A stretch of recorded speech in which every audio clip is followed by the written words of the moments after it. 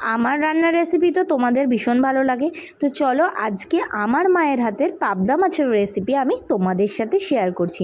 মা ফার্স্টে পাবদা মাছগুলোকে কেটে ধুয়ে ভালো করে পরিষ্কার করে নিয়েছিল, তারপর লবণ হলুদ আর সর্ষের তেল মাখিয়ে নিয়েছিল।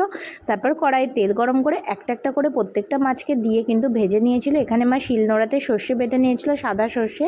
তারপরে কড়াইয়ের মধ্যে দিয়ে দিয়েছিল কালো জিরে ফোড়ন। কালো জিরেটা ফোড়নটা একটু গরম হয়ে গেলে তেলের সাথে তার মধ্যে দিয়ে দিয়েছিল পেঁয়াজ কুচি, কাঁচা লঙ্কা চেরা, আর তারপরে দিয়ে দিয়েছিল টমেটো কুচি আর সামান্য পরিমাণ চিনি দিয়ে সব কিছুকে ভালো করে ভেজে নিয়ে মা ওর মধ্যে দিয়ে দিয়েছিল হলুদ গুঁড়োও দিয়েছিল।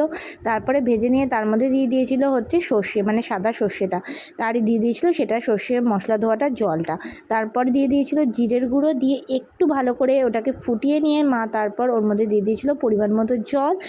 এখানে খুব বেশি জল দিলে হবে না। আর দিয়ে দিয়েছিল হচ্ছে লঙ্কার গুঁড়ো, লাল লঙ্কার গুঁড়ো। তারপরে দেখো ঝোলটা একটু ফুটে উঠলে